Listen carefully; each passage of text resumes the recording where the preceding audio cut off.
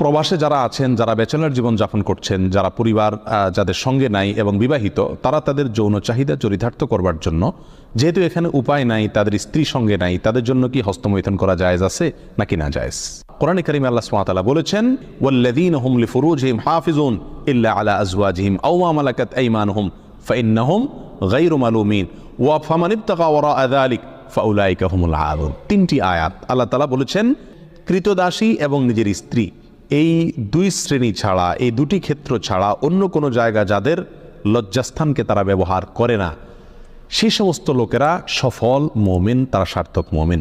ফামানিব তাকা ওরা আযালিক, আল্লাহ বলেন এরপরে তৃতীয় আয়াতে, যারা এই দুটি ক্ষেত্র ছাড়া, স্ত্রী এবং কৃতদাসী, এই দুটি ক্ষেত্র ছাড়া অন্য যে কোনো ক্ষেত্রে তাদের যৌন চাহিদাকে চরিতার্থ করে মেটায়, আল্লাহ বলেন ফাউলাইকা হুমুল আদুন, তারা হলো সীমালঙ্ঘনকারী।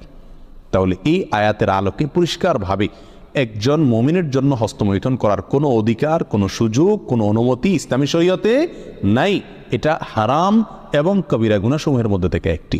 যারা প্রবাসে আছেন, এমন কোনো দেশে যদি থাকেন যেই দেশে তিনি তার যৌন চাহিদা না মেটালে নিশ্চিতভাবে গুনাহে লিপ্ত হয়ে যাবেন, জেনায় লিপ্ত হবেন, কারণ সেখানে জেনার অবাধ সুযোগ রয়েছে, এরকম যদি পরিস্থিতি হয়, তাহলে নিজেকে রক্ষা করবার জন্য, অর্থাৎ বড় অপরাধ থেকে অপেক্ষাকৃত কম বড় অপরাধ যেটা, সেটাই তিনি লিপ্ত হতে পারেন, অর্থাৎ হস্তমৈথুন করতে পারেন। এটা কোনো ওলামা ইকরামের মত। অবশ্য অন্য ওলামা ইকরাম বলেছেন সর্বাবস্থায় হস্তমৈথুন করা কি হারাম। এই জন্য প্রবাসে যারা আছেন তাদের উচিত এই অপরাধ থেকে বেঁচে থাকা।